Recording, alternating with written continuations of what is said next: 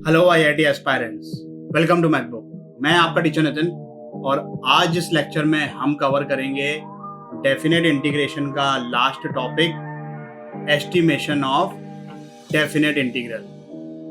क्यों एस्टिमेशन? क्योंकि हम एग्जैक्ट वैल्यू कैलकुलेट नहीं कर सकते, लेकिन जो एस्टिमेटेड वैल्यू हम कैलकुलेट करेंगे वो जितनी एग्जैक्ट वैल्यू के क्लोज होगी उतना बेटर हमारा एस्टिमेशन होगा।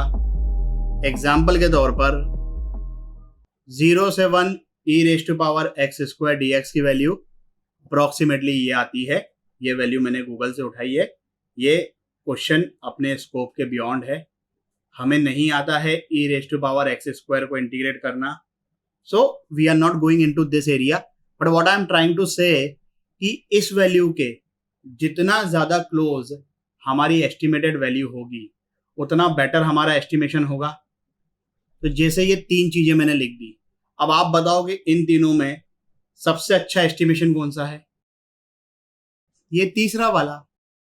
ए और बी गलत नहीं है, वो भी सही है भाई। अगर कोई बोलता है कि 1.46 0 से 2.71 के बीच में है, बिल्कुल सही बात है। अगर कोई बोलता है कि वो 1 से 2.71 के बीच में है, बिल्कुल सही बात है। अगर वो बोलता है कि 1 से लेकर 1.85 के बीच में है, वो भी सही है। तो ज्यादा बेटर एस्टिमेशन कौन सा हुआ? 1 से 1.85 वाला compare to these two. Estimation कैसे करना है उससे पहले मैं ये कॉन्सेप्ट बताने वाला हूं आपको। आई बिलीव कि आप लोगों को ऑलरेडी पता होगा, नहीं भी पता हो तो ये मैं बता रहा हूं। ये सिर्फ बेसिक लेवल है। हमारा जो नेक्स्ट चैप्टर आएगा, एरिया अंडर कर्व्स, उसमें हम इसी चीज को डिटेल में लेंगे। ये कंप्लीट इंफॉर्मेशन नहीं है, लेकिन ये इतनी इंफॉर्मेशन है जिससे हमारा काम आज चल जाएगा। ओके, तो क्या है ये इंफॉर्मेशन? अगर एफ एक्स कोई नॉन नेगेटिव फंक्शन है इस इंटरवल में, तो integration from a to B F x D x is the area enclosed between y equal to f x, मतलब अपना ये जो कर्व है x एक्सिस, कहां से कहां तक? x from a to b। मतलब ये जो शेडेड पोर्शन है ना, ये है area which is given by this integral. तो हम इसी चीज को यूज करके डेफिनेट इंटीग्रल का एस्टिमेशन करेंगे। अब एस्टिमेशन करने के अलग अलग तरीके हैं और हमारा टारगेट क्या है कि जितना क्लोज हम एग्जैक्ट वैल्यू के पहुंच पाए वो उतना बेटर एस्टिमेशन होगा।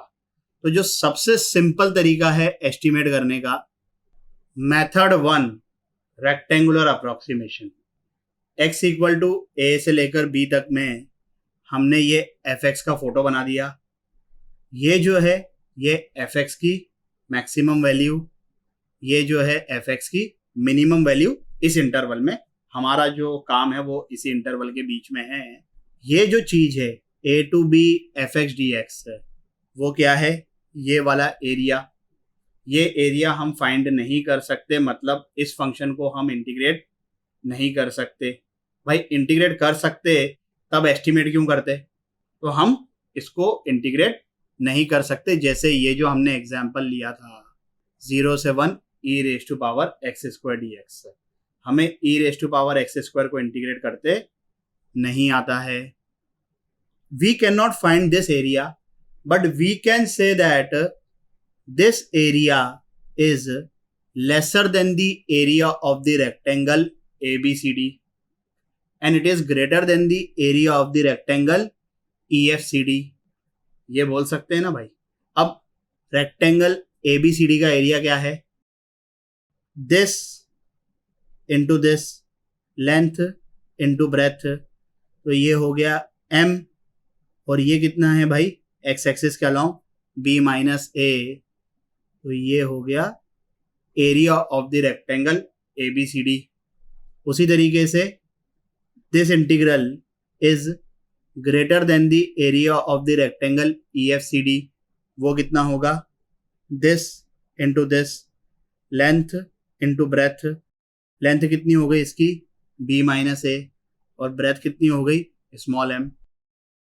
तो हमें इसकी प्रिसाइज वैल्यू पता नहीं है, लेकिन हम ये बात गारंटी से बोल सकते हैं कि ये वैल्यू इससे बड़ी है और इससे छोटी है। बात समझ में आई? आई एम श्योर समझ में आ गई होगी। और इस क्वेश्चन को सॉल्व करिए 3 मिनट के लिए, वीडियो को पॉज करके। चलिए भाई, पहले e raise to power x square का फोटो बनाएंगे।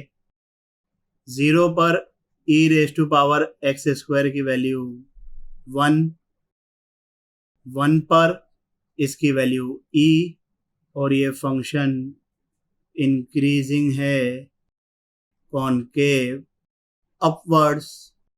तो मिनिमम वैल्यू आ गई इसकी 1, मैक्सिमम वैल्यू आ गई इसकी e।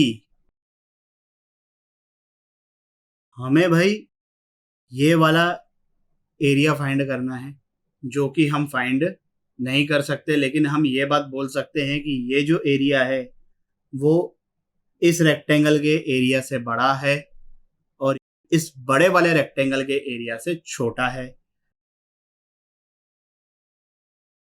तो area of triangle ABCD is this into this. ये कितना 1 और ये कितना 1, दिख नहीं रहे हैं दोनों इक्वल, लेकिन ये भी 1 है, ये भी 1 है, भावनाओं को समझो। तो ये जो चीज है ये 1 से बड़ी हो गई। This area is lesser then this बड़ा वाला रेक्टेंगल। तो बड़े वाले रेक्टेंगल में ED कितना है E, और EF कितना है 1। तो बड़े वाले रेक्टेंगल का एरिया कितना हो गया 1 into E which is E। तो ये इंटीग्रेशन इससे छोटा हो गया और इससे बड़ा हो गया। ये आंसर आ गया अपना रेक्टेंगुलर अप्रोक्सीमेशन से। भावनाएं समझ में आई? आगे बढ़ते हैं। दूसरा मेथड है ट्रायंगुलर अप्रोक्सीमेशन। ये मेथड हम तभी यूज कर सकते हैं जब कॉन्केविटी फिक्स है। जैसे इसकी कॉन्केविटी फिक्स है 0 से 1 में, this is concave up, concave down भी होता चलता। ये जो भी फंक्शन है इसकी कॉन्केविटी फिक्स नहीं है, तो इसमें हम ट्रायंगुलर अप्रोक्सीमेशन नहीं लगा सकते। और क्यों ऐसा कि भाई कॉन्केविटी फिक्स होनी चाहिए? अभी जब ट्रायंगुलर अप्रोक्सीमेशन आपके सामने आएगा तो आपको समझ में आ जाएगा। पहले अपन एग्जांपल ले लेते हैं कॉन्केव अप का। हम ये बोल सकते हैं कि ये जो चीज है a to b fx dx, वो ये जो छोटा वाला रेक्टेंगल है उसके एरिया से ज्यादा है।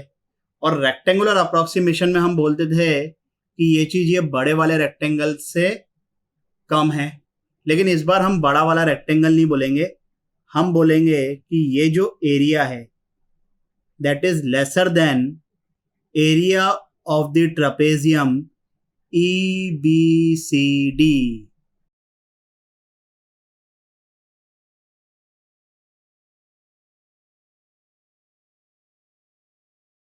है कि नहीं भाई ये? और एरिया ऑफ ट्रापेजियम क्या होता है? Sum of parallel sides divided by 2 into distance between the parallel sides. तो ये कितनी है बड़ी वाली लेंथ कैपिटल M, ये स्मॉल वाली कितनी है स्मॉल m। तो capital M plus small m का हाफ, और इन दोनों के बीच में डिस्टेंस कितना है b माइनस a। ये तो आ गया एरिया ऑफ ट्रापेजियम। अब ये बात मेनली आप फील करो कि ये जो अप्रोक्सीमेशन है ये रेक्टेंगुलर अप्रोक्सीमेशन से बेटर है। देखो भाई, एक्चुअली जो इसका एरिया है वो तो ये है, और ये बड़े वाले रेक्टेंगल में ये पूरा एरिया आ रहा है। मतलब कितना ज्यादा एक्स्ट्रा हो गया? ये एक्स्ट्रा हो गया। जबकि जब हम ये एरिया ऑफ ट्रापेजियम की बात कर रहे हैं तो सिर्फ कितना एक्स्ट्रा हो रहा है? ये एक्स्ट्रा। तो हमारा टारगेट तो यही है ना कि भाई हम एग्जैक्ट वैल्यू के जितना ज्यादा क्लोज पहुंच पाएंगे उतना हमारा एस्टिमेशन बेटर होगा। कॉनकेव अप में लोअर लिमिट तो हमने रेक्टेंगल के हिसाब से निकाल ली, अपर लिमिट ये हमने ट्रापेजियम के एरिया के हिसाब से निकाल ली।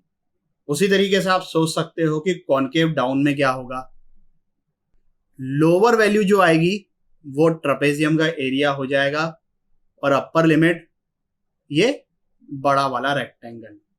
तो एनीवेज रेक्टेंगुलर अप्रोक्सीमेशन के कंपैरिजन में ये इसकी अपर लिमिट में कोई फायदा नहीं हुआ, लेकिन लोअर लिमिट में तो फायदा हो गया। लिमिट नहीं मतलब लोअर वैल्यू में तो फायदा हो गया। हम ये बोलते कि इसका एरिया इस रेक्टेंगल से ज्यादा है, गलत वो भी नहीं है, लेकिन ये बोलना कि इसका एरिया इस वाले ट्रपेजियम से ज्यादा है is far better estimation. Agree करते हो ना? तो चलिए फिर इसको सॉल्व करिए 3 मिनट के लिए वीडियो को पॉज करके। चलिए भाई, कॉनकेव अप है, फोटो अभी बनाया था। तो ये जो अपनी रिक्वायरमेंट है, this area is definitely greater than the area of the rectangle ABCD, जो कि है ये, and this is lesser than the area of trapezium AFCD, जो कि क्या है, sum of parallel sides divided by 2 into distance between the parallel sides which is CD, मतलब 1। FC कितना, स्मॉल e, AD कितना 1। तो ये आ गई अपनी वैल्यू। यहां तक बात समझ में आई। जो तीसरा मेथड है वो सैंडविच थ्योरम से मिलता जुलता है। सैंडविच थ्योरम याद है ना? तो भाई हमें निकालना है a to b fx dx। हम क्या करेंगे, ये जो इंटरवल है a से b में, इसमें एक फंक्शन सोचेंगे जो कि fx से छोटा है और एक फंक्शन सोचेंगे जो कि fx से बड़ा है। एक छोटा फंक्शन और एक बड़ा फंक्शन। अब क्योंकि इस इंटरवल में ये फंक्शन छोटा है तो ये फंक्शन जो एरिया एनक्लोज करेगा वो वैल्यू छोटी होगी compare to area enclosed by this function, and this area will be lesser than the area enclosed by this function. Logical है ना? बस इस मेथड में जो काम है अपने को वो थोड़ा ज्यादा करना पड़ता है कि भाई पहले तो एक छोटा फंक्शन सोचो, फिर एक बड़ा फंक्शन सोचो। और दूसरी बात ये कि ये जो दो फंक्शंस हैं gx और hx, वो इंटीग्रेबल होने चाहिए हमसे, मतलब हमारे लेवल पर हम उसका इंटीग्रेशन फाइंड कर सकें। भाई नहीं फाइंड कर पाएंगे तो फिर इनकी वैल्यूज कैसे निकालोगे? तो क्या क्या चीजें सोचनी है, एक function which is smaller than fx, एक function which is greater than fx, and these function should be integrable at our level. Okay, चलिए भाई इस क्वेश्चन को सॉल्व करो 5 मिनट के लिए वीडियो को पॉज करके। चलिए भाई, कई बार क्या होता है कि जो फंक्शंस हमें सोचने हैं उसकी हिंट हमें यहां से मिलती है। देखो भाई, x 0 से 1 है तो clearly x raise to power 6 is lesser than x, तो 1 plus x raise to power 6 is lesser than 1 plus x, और जो 1 plus x raise to power 6 है, अब इसकी वैल्यू जो है वो 1 से 2 तक के हो गई। भाई x 0 से 1 है तो x रेज टू पावर 6 0 से 1 हो गया, तो 1 plus x raise to power 6 क्या हो गया, 1 से 2 तक के। तो this thing will be greater than this. अब अगर मैं रेसिप्रोकल लूं तो ये आ जाएगा। तो भाई हमें इस फंक्शन से छोटा फंक्शन मिल गया और यहां पर जो आंसर है उसमें लॉग आएगा। वही हमें चाहिए भी। अब हमें सोचना है कि इस फंक्शन से बड़ा फंक्शन कौन सा हो। अब यहाँ पर जो है ना π/2 है, ये तो होगा ना भाई। 0 से 1 में ये पॉजिटिव है, ये नेगेटिव है। पॉजिटिव तो नेगेटिव से बड़ा होता ही है।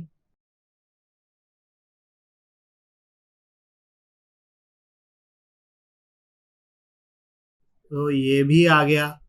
हमें इस फंक्शन से छोटा फंक्शन मिल गया, हमें इस फंक्शन से बड़ा फंक्शन मिल गया। तो 0 से 1 में this will be lesser then this will be lesser then this. ये पहला वाला और तीसरा वाला इंटीग्रेबल है। इसका इंटीग्रेशन ln 1 + x आ जाएगा, लिमिट्स लगाएंगे तो ln 2 इसकी वैल्यू आ जाएगी। इसका इंटीग्रेशन sin इनवर्स x आ जाएगा, लिमिट्स लगाएंगे तो इसकी वैल्यू π/2 आ जाएगी। तो इसका मतलब this expression is from ln 2 से लेकर π/2 तक के। ये हिंट हमें कौन देगा? ये एक्सप्रेशन देगा। अब आप यही बोलोगे कि ऑब्जेक्टिव में ऐसे शो दैट वाले क्वेश्चन थोड़ी ना आएंगे। ठीक है, ऑप्शंस तो होंगे ना, उन ऑप्शंस से कई बार हिंट मिल जाती है। जैसे ये ऑलरेडी आया हुआ क्वेश्चन है, सॉल्व करो इसको 5 मिनट के लिए वीडियो को पॉज करके। चलिए भाई, तो सही जवाब है इसका ऑप्शन नंबर द्वितीय। जिन लोगों का आंसर आ गया है सॉल्यूशन को स्किप कर सकते हैं, जिन लोगों का नहीं आया देख लीजिए भाई। 0 से π/2 में sin x x से छोटा होता है, तो sin x/√x will be lesser then x/√x। मतलब ये, अब यहां पर अगर हम इसको इंटीग्रेट कर दें तो √x का इंटीग्रेशन क्या हो जाएगा? ये इसकी वैल्यू आ जाएगी 2/3। तो यहां से ये चीज तो आ गई कि i इज लेसर देन 2/3। इसके बारे में बात करें, cos x जो होता है वो 1 से छोटा होता है, तो cos x/√x is lesser then 1/√x। 1/√x का इंटीग्रेशन, लिमिट्स लगाई तो इसकी वैल्यू आ गई 2। इसका मतलब j इज लेसर देन 2। बात समझ में आई? आगे बढ़ते हैं। रेक्टेंगुलर अप्रोक्सीमेशन प्रोवर्जन। भाई अभी हमने देखा था कि ये जो एरिया है that is lesser than the area of rectangle ABCD। अब मैं एक काम करता हूं, इधर बीच में एक पॉइंट ले लेता हूं। तो अब अगर मैं ये बोलूं कि ये जो एरिया है it is lesser then area of rectangle APSD plus area of rectangle QRCS, मतलब दिस प्लस दिस, तो है ना भाई इससे छोटा। और ये बेटर अप्रोक्सीमेशन हुआ ना कंपेयर टू रेक्टेंगुलर अप्रोक्सीमेशन के, क्योंकि रेक्टेंगुलर अप्रोक्सीमेशन में हमें ये पूरा एरिया मिल रहा था, इसमें हमें this area plus this area मिल रहा है। मतलब इतना जो एरिया है, एरिया ऑफ रेक्टेंगल PBRQ, इसमें हमारा फायदा हो गया। अब ये तो हमने एक पॉइंट लिया तो हमें फायदा हुआ। इस एक पॉइंट की जगह अगर आप 2 पॉइंट्स लोगे तो ज्यादा फायदा होगा। उसको आप बोल सकते हो रेक्टेंगुलर अप्रोक्सीमेशन मैक्स प्रोवर्जन। अब जैसा रेक्टेंगुलर अप्रोक्सीमेशन प्रोवर्जन है वैसे ही ट्रायंगुलर अप्रोक्सीमेशन प्रोवर्जन भी है। वहां पर भी हमने क्या कर दिया, बीच में एक पॉइंट ले लिया। तो अभी जब हम बोल रहे थे कि ये जो एरिया है that is greater than the trapezium AFCD, now we can say that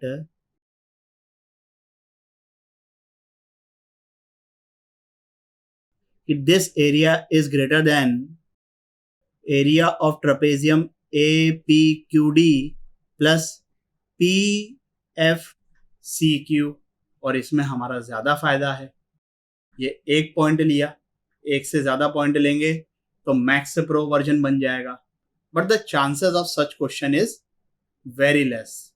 नहीं तो क्या है, वो बहुत टफ क्वेश्चन हो जाएगा। मतलब समझ रहे हो ना बात को, कि हम ये सोच पाएंगे कि नहीं सोच पाएंगे कि एग्जामिनर ने क्या सोचा है। That is a very difficult thing. तो इतना डरने का नहीं है, बाकी थोड़ी सी अंडरस्टैंडिंग रखो। एज आई सेड कि कई बार ऑप्शंस देखकर भी समझ में आता है कि एग्जामिनर क्या चाहता है। जैसे ये क्वेश्चन ऑलरेडी पूछा गया है 2012 में, मल्टीपल चॉइस क्वेश्चन है। सॉल्व करो इसको 10 मिनट के लिए वीडियो को पॉज करके। चलिए भाई, क्या आंसर है? Option number A, option number 2, option number 4। जिन लोगों का ये आंसर आ गया है सॉल्यूशन को स्किप कर दीजिए, जिन लोगों का नहीं आया देख लीजिए। पहले तो हम y equal to e raise to power minus x square का रफ फोटो बनाएंगे।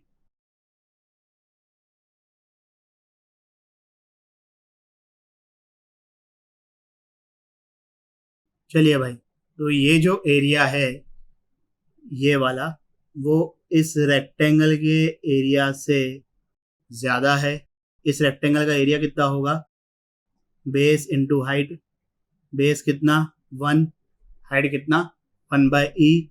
तो ये ऑप्शन नंबर 1 आ गया, बहुत ही इजीली रेक्टेंगल और अप्रोक्सीमेशन के हिसाब से। सेकंड ऑप्शन की बात करें तो 0 से 1 में ये होता है, मतलब ये होता है, मतलब ये होता है। तो मेथड नंबर 3 के हिसाब से इसको हम इजीली कैलकुलेट कर सकते हैं। इसको कैलकुलेट कर लो, इसकी वैल्यू आ जाएगी 1 माइनस 1/e। तो ये ऑप्शन नंबर 2 भी आ गया मेथड 3 के हिसाब से। अभी जो ऑप्शन नंबर 3 में ऑप्शन है, this thing is lesser than 1 minus 1/e, मतलब एग्जैक्ट वैल्यू कैलकुलेट नहीं करनी है, रफ वैल्यू कैलकुलेट करोगे तो this thing is lesser than 1 minus 1/e। तो ऐसा तो हो नहीं सकता कि s इससे छोटा है लेकिन इससे बड़ा है, तो ये ऑप्शन गलत हो गया। ये जो चीज है ये आएगी रेक्टेंगुलर अप्रोक्सीमेशन प्रो वर्जन के हिसाब से। अब ये प्रो वर्जन में जो हमने पॉइंट क्यू लिया था ये वाला, वो अब आपको सोचना है कि कहाँ पे ले।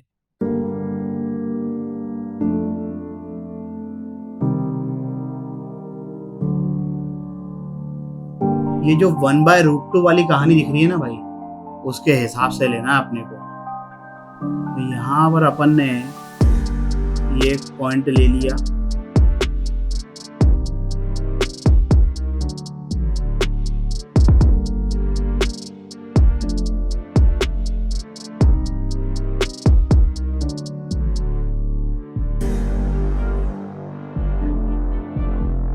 तो ये जो पॉइंट सी है इसका x कोऑर्डिनेट लिया हमने 1/√2, तो y कोऑर्डिनेट क्या हो जाएगा?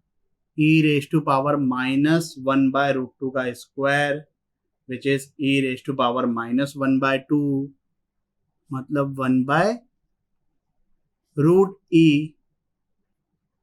तो ये जो एरिया है that will be smaller than the area of this rectangle plus area of this rectangle।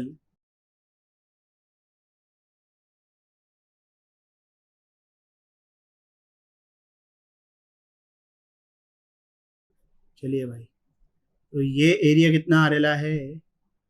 ये हो गया बेस। ए बी की लेंथ क्या है? ये सी के कोऑर्डिनेट्स लिए ना हमने 1/√2 कॉमा 1/√e, तो ए बी हो गया 1/√2 इंटू ए ई, वो तो 1 है। चलिए, ये हो गया area of this rectangle, area of C D G F. अब ये सी डी क्या होगा? CD is AD minus AB। AD कितना 1, AB कितना 1/√2, तो CD हो जाएगा 1 माइनस 1/√2 इंटू DG। DG मतलब D का y कोऑर्डिनेट या C का y कोऑर्डिनेट बोल दो, विच इज 1/√E। तो this thing is lesser then this plus this, जो कि ऑप्शन नंबर 4 है। थोड़ा सा डिफिकल्ट थॉट है, definitely this is consider a tough question, but फिर भी उन्होंने ये जो √2 वाली चीज दी है उससे काफी हद तक के हिंट मिल जाती है। आगे बढ़ते हैं एक और बेहतरीन क्वेश्चन की तरफ। 10 मिनट के लिए वीडियो को पॉज करके इसको सॉल्व करिए। चलिए भाई, आंसर है ऑप्शन नंबर 4। बट ये जो वैल्यूज आती है ना, जिस तरीके से हम इसको कैलकुलेट करने वाले हैं, तो ये बहुत ही बड़ा इंटरवल दे दिया उन्होंने। So even if you are getting the correct answer option number 4, I will suggest कि आप लोग इसका सॉल्यूशन देखो। Solution is very amazing.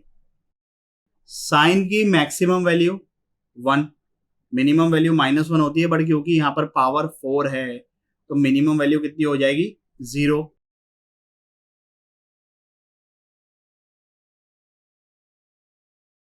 तो ये आ गया। तो यहां से हम बोलेंगे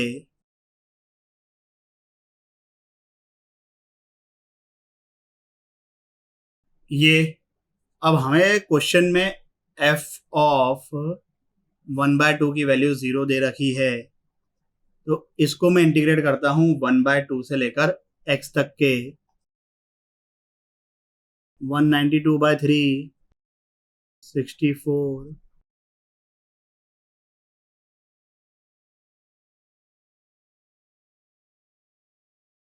इसका इंटीग्रेशन ये, इसका इंटीग्रेशन fx लिमिट्स 1/2 से x। अब यहां पर तो अपन लिमिट्स लगा लेंगे। यहां पर जब लिमिट्स लगाएंगे it will be fx minus f of 1/2। f of 1/2 की वैल्यू कितनी 0, तो यहां से हमारे पास fx आ गया।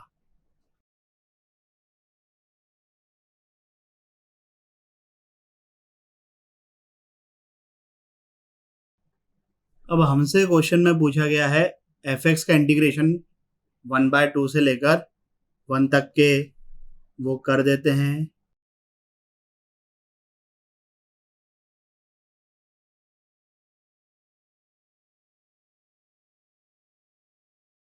ये भी सॉल्वेबल, ये भी सॉल्वेबल, दोनों की वैल्यू निकाल लेते हैं अलग अलग।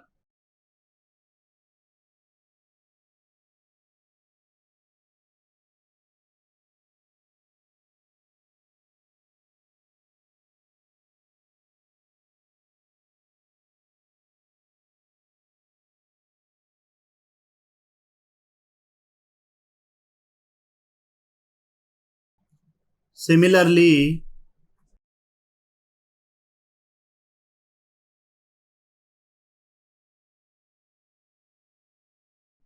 तो यहाँ पे जब लिमिट्स लगाएंगे और उसको सिंप्लीफाई करेंगे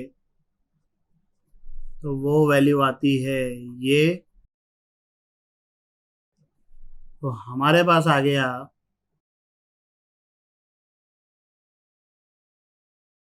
ये। अब इन वैल्यूज के हिसाब से देख लीजिए कि सिर्फ सेटिस्फाई हो रहा है। बात समझ में आई? इस वीडियो के लिए बस इतना ही। आशा करता हूं कि आपको ये टॉपिक भी अच्छे से समझ आया होगा। अगर समझ में आया हो तो लाइक, कमेंट, सब्सक्राइब करें और अपने दोस्तों के साथ भी शेयर करें। अगले वीडियो तक के लिए सावधान रहें, सुरक्षित रहें। जय हिंद।